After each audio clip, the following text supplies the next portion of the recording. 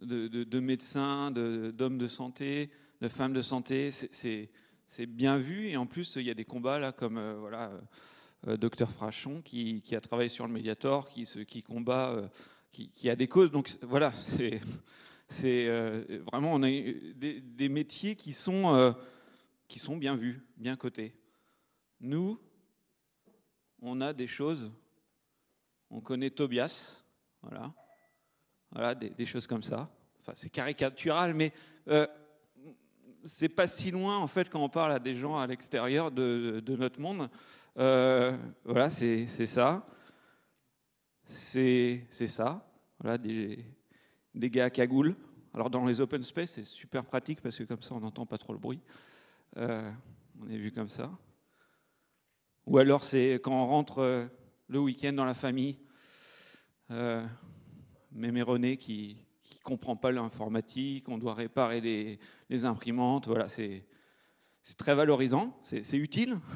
On a une place dans la famille, mais c'est pas forcément notre métier. Donc voilà, on a cette image voilà, qui est pas forcément bonne.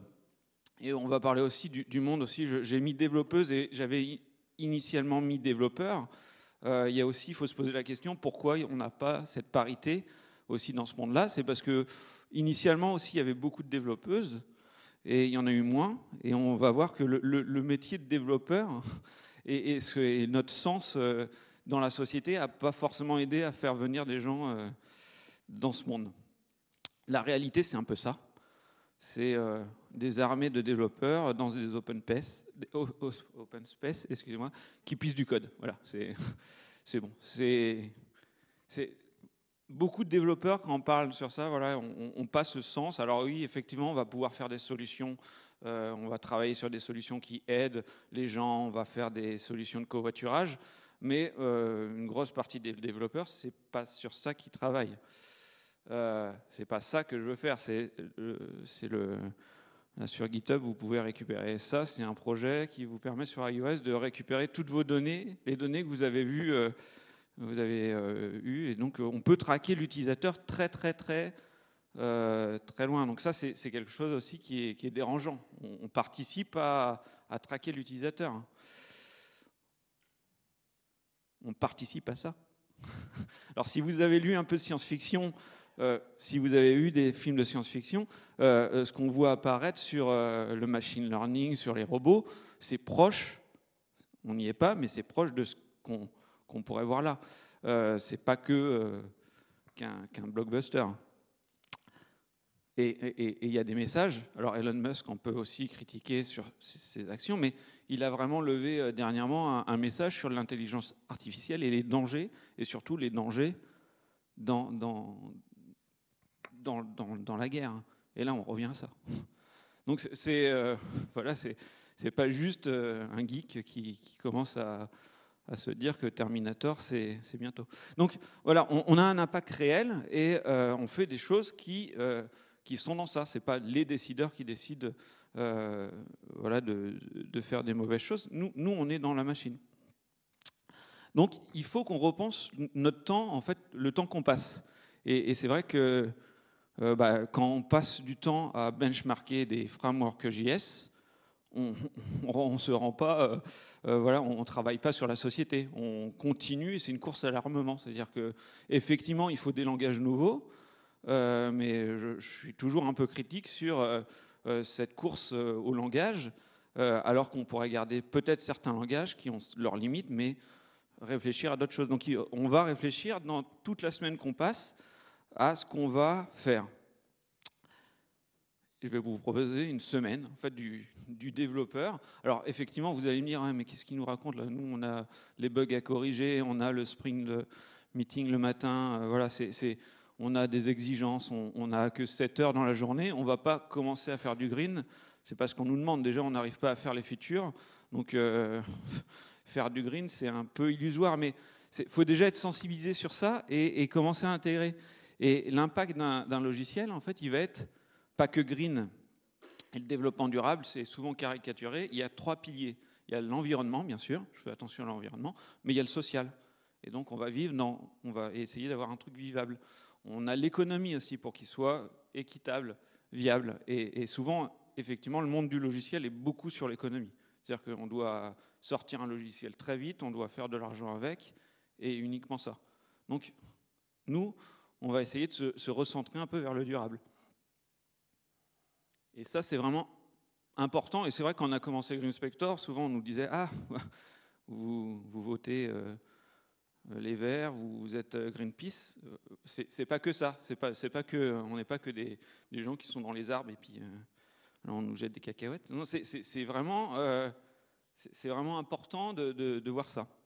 L'environnement, pourquoi on est dans un monde IT qui est polluant?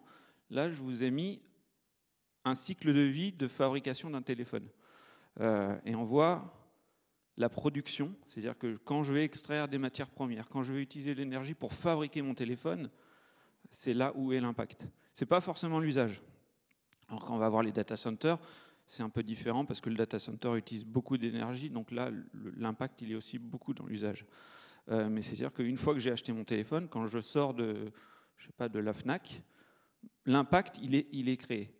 Et là, nous, en tant que développeurs, on a aussi un impact parce qu'on va aussi créer cette obsolescence. Et on va voir que ce n'est pas forcément que les méchants fabricants de matériel qui vont avoir cet impact. C'est nous, en tant que développeurs, qui va créer cette demande et ce cycle on va dire, qui impacte la Terre. Alors je ressors cette image parce que justement, ça donne aussi l'aspect social. L'aspect social, c'est l'exclusion. On fait beaucoup de développement avec des interfaces et des fonctionnalités pour des gens qui sont dans notre milieu. On est un peu dans notre tour d'ivoire et on va créer une exclusion. Donc cet aspect social, ça c'est aussi quelque chose à prendre en compte. L'aspect économique aussi. Qu'est-ce qui est viable dans un modèle? On pourra dire l'open source. Est-ce que c'est viable économiquement? Alors oui, effectivement, il y a des succès dans l'open source, mais il y a aussi, on peut se poser cette question-là. Sur Windows qui impose d'acheter la licence quand on achète du matériel, ce n'est pas forcément viable pour l'utilisateur. Apple aussi, avec sa politique iOS, ce n'est pas forcément viable. Donc cet aspect-là aussi à penser. Je ne reviendrai pas trop sur cet aspect économique parce que ça va très loin aussi. Donc c'est-à-dire que là, vous allez devoir repenser l'impact de vos features. Et une feature comme par exemple un moteur de recherche, avec des millions de résultats, donc là il y en a quelques-uns, mais c'est une feature en fait qui coûte. Pourquoi donner autant de résultats?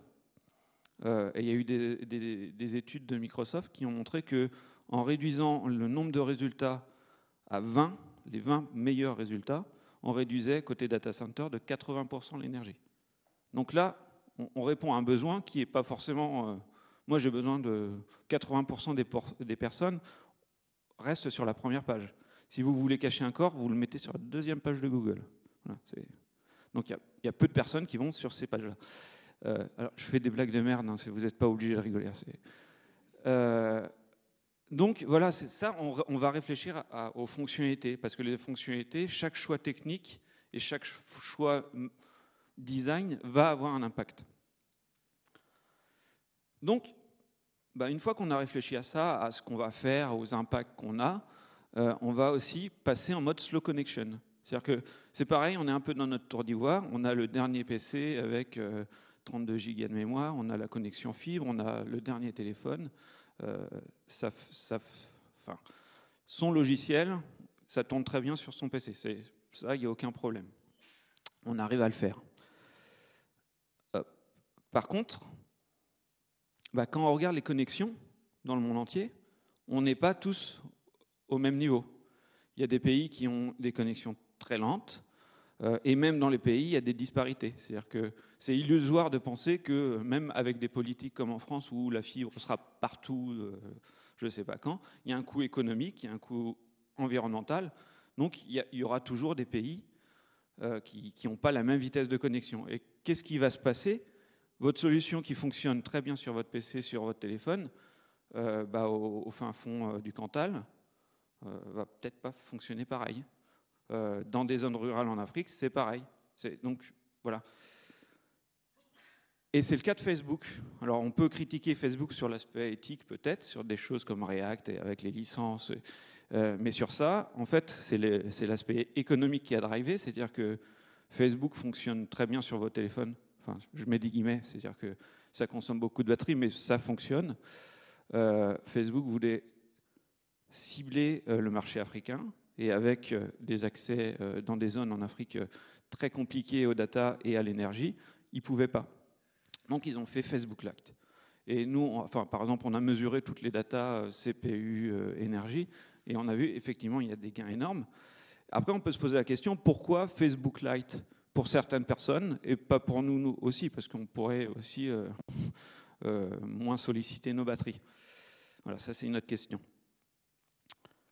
Autre chose de Facebook, ils se sont dit justement pour sensibiliser le staff et les développeurs, on va dire tous les mardis, vous passez en connexion 2G. Et là, vous allez voir votre solution, comment elle merde, comment elle est lente. Voilà, je vous invite à passer en 2G le vendredi avant la mise en prod, et vous allez bien rigoler. Alors ça, c'est assez simple. C'est soit votre téléphone, vous le passez en 2G, mais sur les outils de développeurs, par exemple de Chrome, vous allez dans Network. Alors je suis désolé, il y a un petit problème d'affichage. Vous allez dans Network, et vous avez un petit icône qui est le throttling. Chrome va changer la vitesse de connexion. Donc prenez votre site web, prenez votre intranet, mettez-le en 2G, en 3G, et vous allez voir comment il réagit en rechargeant la page. Ça, c'est très rapide, et ça donne un ressenti de son application comme si elle était chez un utilisateur qui n'est pas forcément dans une zone aussi rurale, hein, ça peut être en mobilité dans le train ou des choses comme ça. Et c'est pareil, vous allez me dire, mais qu'est-ce que je fais? Enfin, c'est bien, ça ralentit, mais qu'est-ce qu'on peut faire? Là, on a pris sur le site, c'est le nombre de requêtes. Sur le site GreenSpector, on n'utilise pas beaucoup de services tiers, mais on a voulu mettre la timeline Twitter, et le nombre de requêtes vers Twitter était gigantesque. C'est-à-dire que là, c'est pareil, on va très vite pour intégrer des services externes. On va prendre un Google Analytics, un Twitter, un service d'analyse de CDN, un truc de machine learning, et on va tout intégrer facilement, en quelques clics. On va intégrer tous les SDK. Après, le problème, c'est ces requêtes, elles vont vers des data centers, effectivement, qui sont optimisés peut-être, mais l'utilisateur, c'est lui qui va recevoir toutes les requêtes. Donc là, on a aussi des problèmes sur ce rapport entre on va vite sur du développement, on intègre des frameworks sans les benchmarker et puis n'importe quoi, et la commodité de l'utilisateur. C'est-à-dire que qu'est-ce que l'utilisateur va avoir quand il va intégrer notre solution. Donc voilà, le réseau. Après, il y a aussi la plateforme. Et la plateforme, c'est aussi comme la vitesse de connexion. On n'est pas tous à la même enseigne. C'est-à-dire que quand mon super téléphone, j'en ai marre parce qu'il y a le nouveau téléphone qui sort, effectivement, maintenant, il y a un truc génial, c'est le reconditionnement. Donc c'est bon pour l'environnement, effectivement. Le téléphone va repasser dans un cycle d'utilisation. Mais les gens qui rachètent des téléphones, ce n'est pas forcément des gens qui sont des développeurs ou qui sont... c'est des gens qui ont peut-être des problèmes d'argent, qui ne peuvent pas acheter les derniers téléphones et donc qui achètent les téléphones de l'ancienne génération. Donc, eux, votre solution va tourner sur des choses d'ancienne génération. Et ça va même plus loin, c'est-à-dire que c'est pas du tout une caricature, hein, c'est vraiment, on a ces téléphones et des problématiques sur le reconditionnement. On n'arrive pas à reconditionner les téléphones totalement dans nos pays, donc on les envoie ailleurs. Et derrière, ces téléphones que vous pensiez disparaître, ils sont quelque part, et donc les solutions, il faut bien qu'elles tournent sur tous les téléphones. Alors nous, on a entendu beaucoup la loi de Moore. La loi de Moore, c'est dans les transistors, dans les processeurs, il y a toujours tous les 18 mois un truc qui va apparaître. Donc pourquoi optimiser alors que dans 18 mois, je vais avoir une super plateforme qui va ressortir? Sauf que Gordon Moore, c'est un ingénieur dans les années 70 qui a regardé l'évolution. Il est revenu dernièrement sur ça en disant attention, ce n'est pas une loi physique, c'est une prophétie autoréalisatrice. C'est-à-dire que l'industrie R&D et marketing met les moyens pour avoir des processeurs toujours plus puissants. Alors, effectivement, je ne dis pas que ce n'est pas nécessaire d'avoir des processeurs super puissants pour faire du machine learning, pour faire du calcul, mais pour animer des émoticônes et puis regarder des vidéos de chats, avoir 16 cœurs, ce n'est pas forcément nécessaire. Donc c'est une débauche d'énergie pour aussi un besoin qui n'est pas forcément au niveau. Donc il faut qu'on revienne en tant que développeur sur ça. C'est-à-dire qu'on va développer sur des anciennes plateformes et sur des nouvelles plateformes. Mais on ne va pas oublier ces anciennes plateformes parce que mon PC, j'ai envie de le garder plusieurs années. Là aussi, c'est une expérience qu'on a eue sur Système UI, c'est de l'application Android. Quand vous tirez la barre de statut pour voir les notifications, c'est Système UI. Donc là, on l'a profilé, on l'a mesuré. Ce que vous voyez sur 10 secondes, c'est j'ouvre la barre de statut, je la remonte. Sur mon téléphone, qui est un super téléphone 8 cœurs, j'ai les 8 cœurs qui sont sollicités pour juste afficher l'icône batterie et l'icône Wi-Fi. Enfin, voilà. Donc, effectivement, sur mon téléphone, je ne le vois pas, c'est super performant. Par contre, sur un téléphone d'ancienne génération, ça va ramer. Donc là, pourquoi 8 cœurs pour juste afficher un icône batterie et une icône Wi-Fi et des notifications? On peut se poser la question. Donc c'est ça que je veux pointer, c'est un peu la course à l'armement. C'est-à-dire que ça fonctionne dans un paradigme où il y a toujours une puissance toujours plus forte. Et la puissance, elle a un coût environnemental aussi. Alors, pareil, les gens vont dire « Ouais, mais qu'est-ce qu'ils nous racontent ?» Voilà, nous, on a des Real User Monitoring, on a Google Analytics, APP Dynamics, Dynatrace. Donc, on va le voir chez les utilisateurs. Donc, c'est les outils de Real User Monitoring. Donc là, pareil, excusez-moi pour la blague un peu pourrie entre rhumes, mais voilà. Donc, mais ça, c'est trop tard. C'est-à-dire que c'est chez les utilisateurs.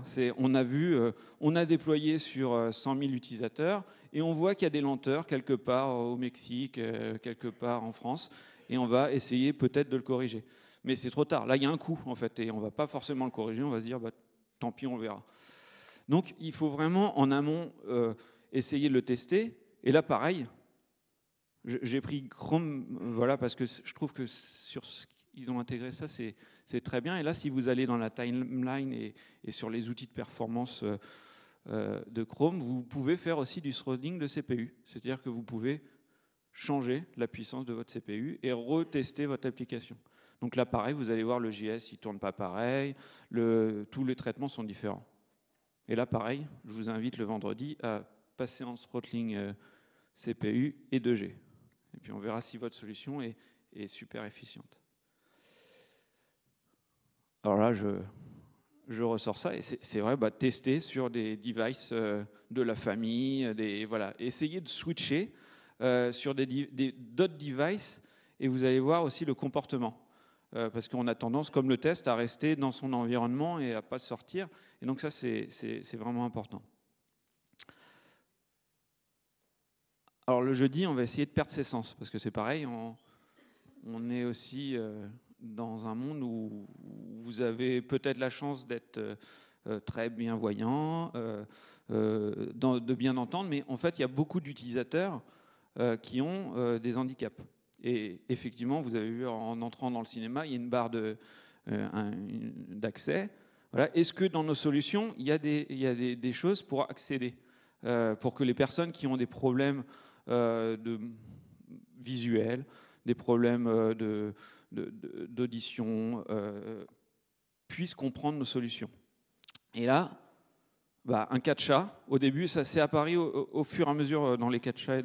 C'est-à-dire que déjà, on a du mal les CAPTCHA à essayer de comprendre les lettres. Alors vous imaginez si vous avez une déficience visuelle, vous ne rentrez pas dans le site.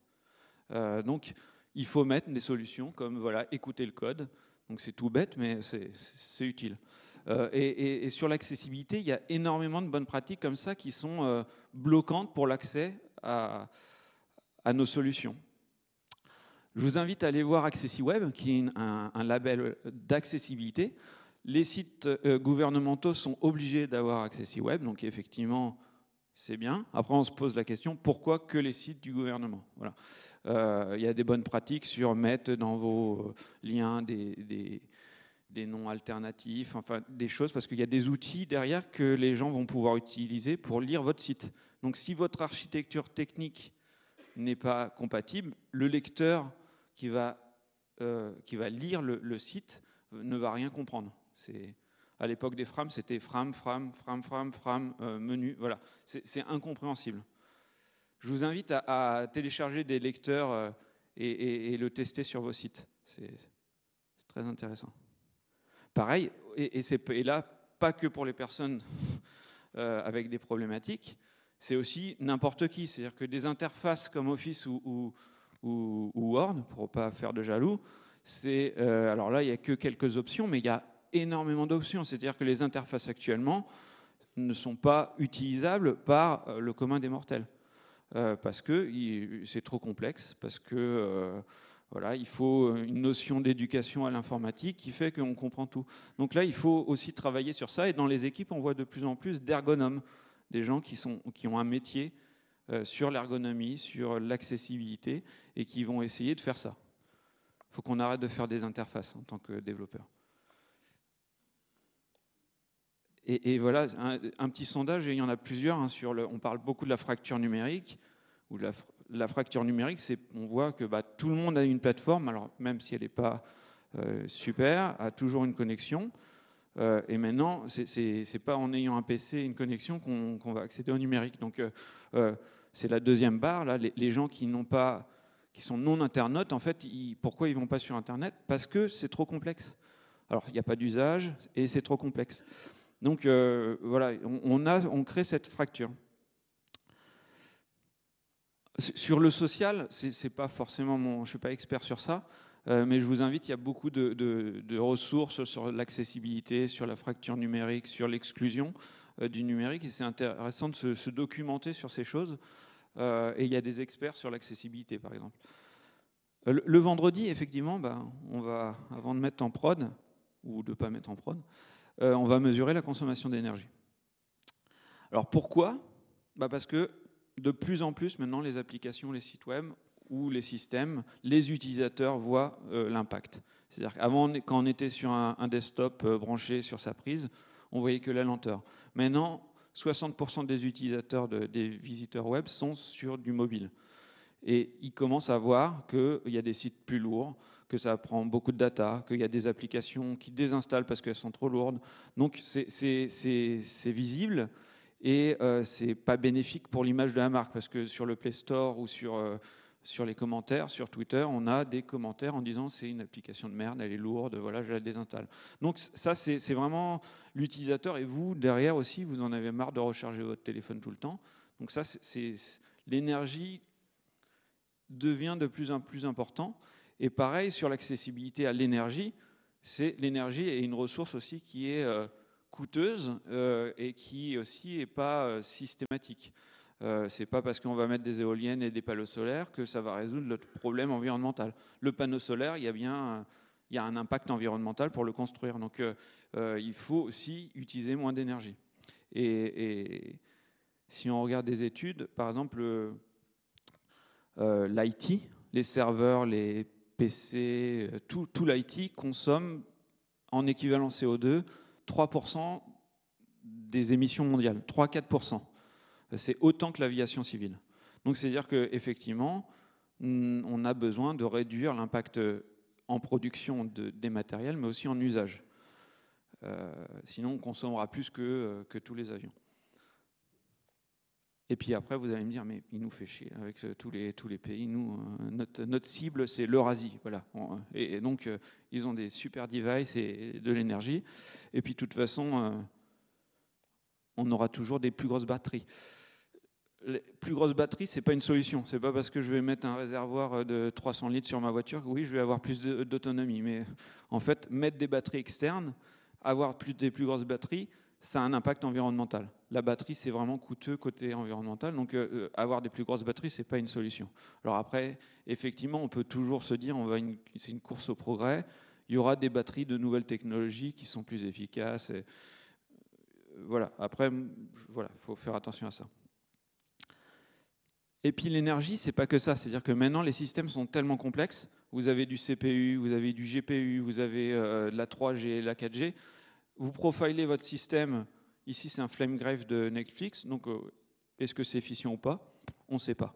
je profile mon CPU, est-ce que ma solution est efficace ou pas? Je ne sais pas. On est démuni en tant que développeur pour se dire est-ce que sa solution est efficace. Et pour nous, l'énergie, c'est une métrique globale. Quoi qu'il se passe sur votre système, consommation GPU, 3G ou Wi-Fi ou CPU, ça consomme de l'énergie. Donc en réduisant l'énergie, on est sûr que on va réduire aussi une partie. Ou en tout cas, si on réduit une partie, on optimise une partie, on va avoir une réduction une augmentation de l'efficience. Donc voilà, l'énergie, one metric to rule them all. Et c'est bon pour le CO.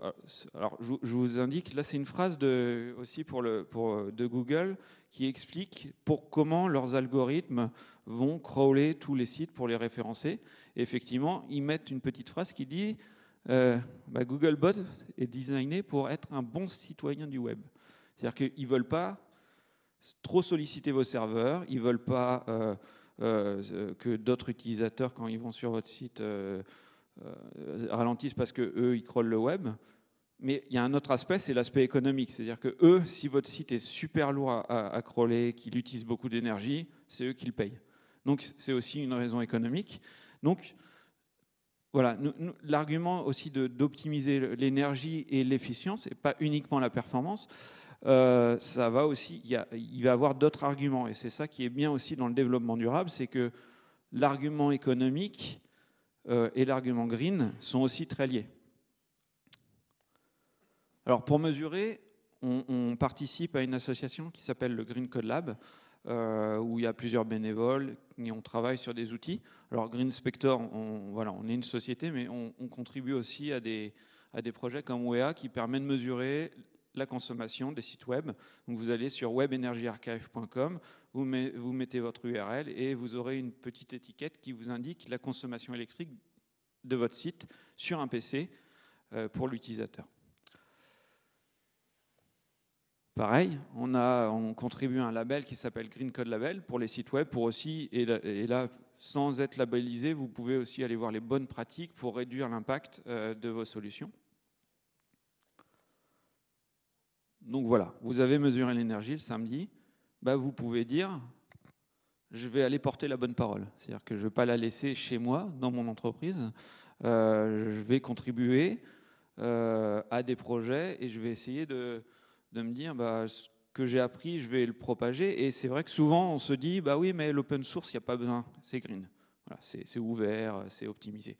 Non, c'est une fausse idée. C'est-à-dire que l'open source, effectivement, subit les mêmes affres que les logiciels dans les entreprises. L'entropie, c'est-à-dire qu'on voit sur Linux, effectivement, Linux a grossi sur le cœur. C'est toujours peut-être plus optimisé que Windows, mais en même temps, Windows a beaucoup plus poussé l'optimisation parce que économiquement, il devait aussi, sur les utilisateurs, ils avaient des mauvaises remontées. Linux, par exemple, là, sur mon PC, gère très mal la mise en veille. Et là, Windows gère beaucoup mieux la mise en veille maintenant que du Linux. Voilà. Mais par contre, là, sur l'open source, il y a la possibilité, si vous êtes dans des side projects, si vous contribuez à des projets, vous pouvez demander des évolutions, vous pouvez dire tiens, est-ce que c'est accessible, ou travailler sur l'accessibilité, mesurer les solutions. Donc là effectivement, on peut essayer de contribuer sur ces projets open source ou autres à intégrer un peu plus d'éthique et de green. Il y a des actions. Alors je cite Code of America parce que je n'en connais pas forcément beaucoup en France, à part des hackathons parfois sur du développement durable. Mais Code for America, effectivement, c'est le gouvernement qui demande aux développeurs, qui met les développeurs, les associations et le gouvernement ensemble pour créer des solutions qui aident des personnes. Voilà. Donc il y a plein d'actions comme ça qui permettent de se dire tiens, je vais mettre mes compétences de développeur au service de la société. Nous, sur le Green Code Lab, on a essayé aussi de contribuer. le Green Code Lab a organisé pour 3 années de suite un challenge pour les étudiants.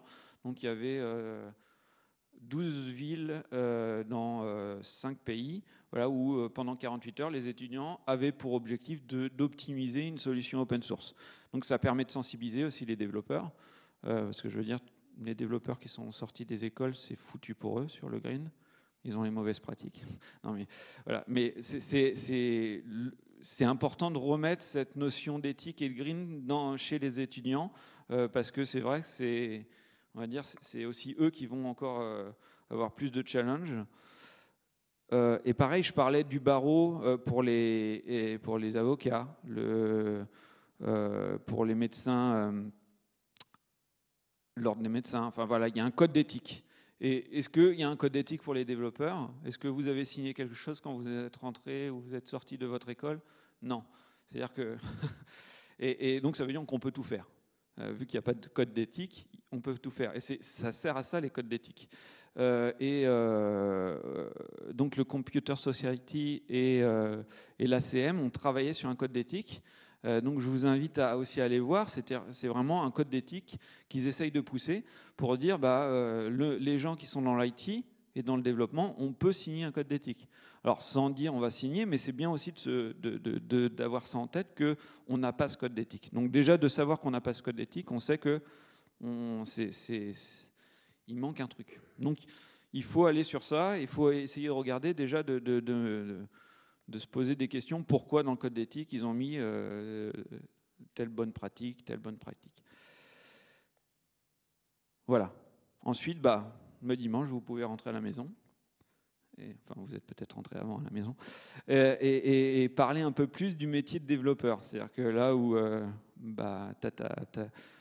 mais René ne comprenait pas trop, là, oui, pas parler de code, mais parler de ce que vous avez fait. Et donc, c'est intéressant. Et je trouve que c'est très valorisant. Et ce qu'on voit avec les développeurs où on fait des formations sur le green, par exemple, c'est aussi intéressant parce que ça revalorise le métier. Et on fait aussi, on a l'impression de ne pas faire une brique logicielle qui va être intégrée dans une plus grosse brique logicielle et intégrée dans un système hardware. On fait attention à un truc qui va avoir un impact sur l'environnement. Et peut-être qu'on aura peut-être plus de développeuses, que peut-être voilà, ça fera venir d'autres personnes. Mais je pense que c'est vraiment intéressant. Donc voilà. Je voulais le titre du talk, je voulais essayer de jouer sur ça. Je crois qu'il y a un talk aussi.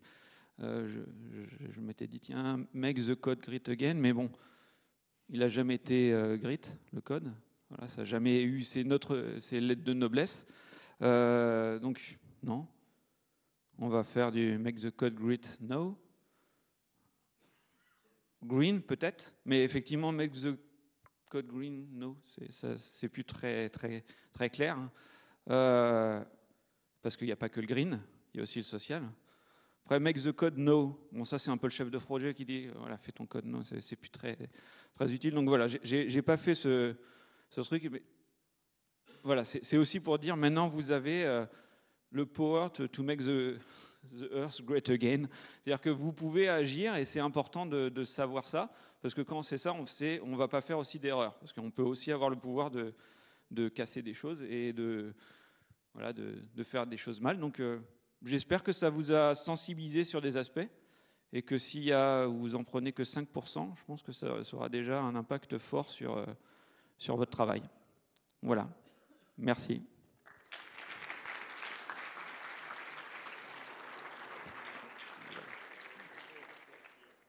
Donc il y a du temps pour les questions.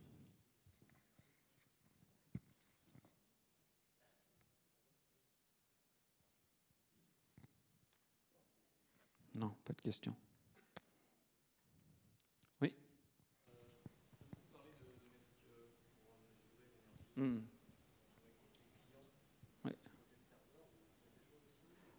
Alors, nous, on ne fait rien côté serveur, mais il y a beaucoup de choses qui existent dans les data centers et dans les équipes. C'est-à-dire que maintenant, il y a la mesure d'énergie dans tous les data centers, parce que le gestionnaire, il veut connaître l'énergie, il veut aussi suivre, sauf que ce n'est pas forcément remonté. Il faut souvent les demander. C'est-à-dire qu'on peut avoir sur les VM des informations, mais c'est plutôt le gestionnaire de data center ou voilà, qui est dans l'entreprise ou qui est externalisé qui a ces données. Après, il faut les remonter. C'est presque une problématique DevOps, c'est-à-dire que c'est pas remonté aux équipes. Voilà. Après, il y a des outils de gestion des data centers qui remontent bien ces informations. Après, c'est vrai que sur l'énergie, on est sur les data centers. Je disais, les systèmes sont complexes. Souvent, dans les data centers, ça va être soit du CPU uniquement, soit du traitement disque. Enfin, voilà, donc le profiling, là, est aussi déjà une première étape pour aller vers un peu plus d'efficience. Oui.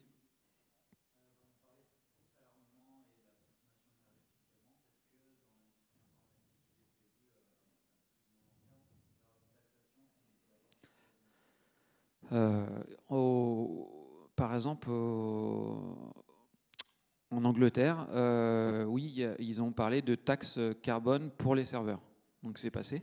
Effectivement, en Angleterre, il y a même il y a une formation Green IT qui existe, certifiante, qu'on peut passer en France et en Angleterre. Et tous les gens qui travaillent dans l'IT du gouvernement sont certifiés. Donc il y a parfois, effectivement, ça a des impacts, mais en France, on en avait parlé un peu avec le Grenelle et on en a pu parler. Après, quand on parle de course à l'armement aussi, il y a une course économique, c'est-à-dire que la taxation, c'est pas forcément bien vu. Je pense qu'il ne faut pas attendre de réglementation. En fait, c'est ça aussi la problématique. Il y a aussi une urgence, c'est-à-dire que le nombre de data centers, la consommation qui explose, si on attend une réglementation, ça sera, on va dire, trop tard.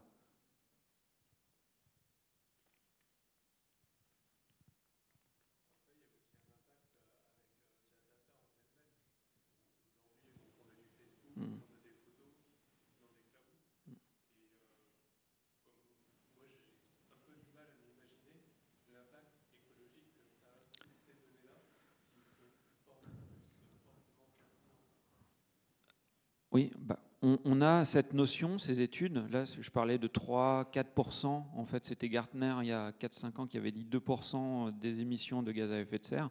C'est très difficile à chiffrer. Au niveau macro, on voit que ça augmente. C'est-à-dire qu'avec l'IoT, avec le cloud, on a une augmentation constante. Et des industries comme l'aviation, ça descend.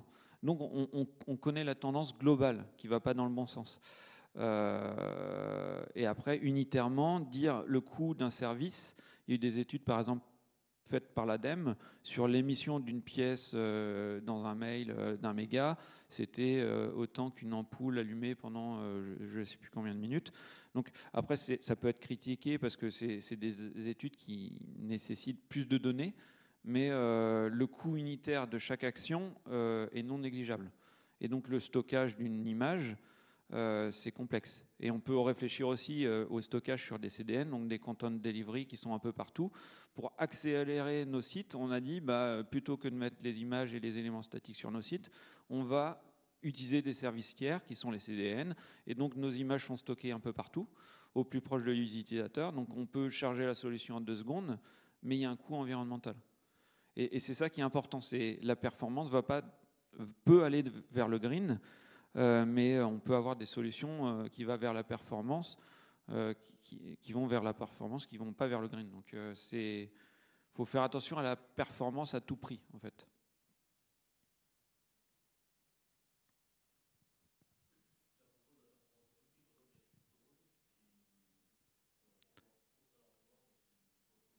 Oui.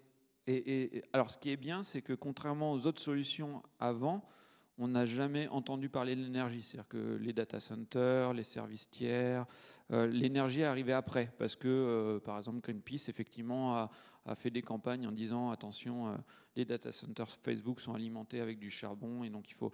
Donc ça, c'est arrivé après. L'avantage, là, sur effectivement, le data... Enfin, les monnaies... c'est que cette problématique arrive en même temps que la conception. Voilà. Mais il ne faudrait pas qu'elle soit aussi oubliée. mais effectivement, c'est des monstres de consommation. Donc ça pose problème quand on réfléchit à l'émission en gaz à effet de serre d'une monnaie classique versus ces monnaies. C'est x10. Donc c'est un coût qui n'est pas encore géré, quoi.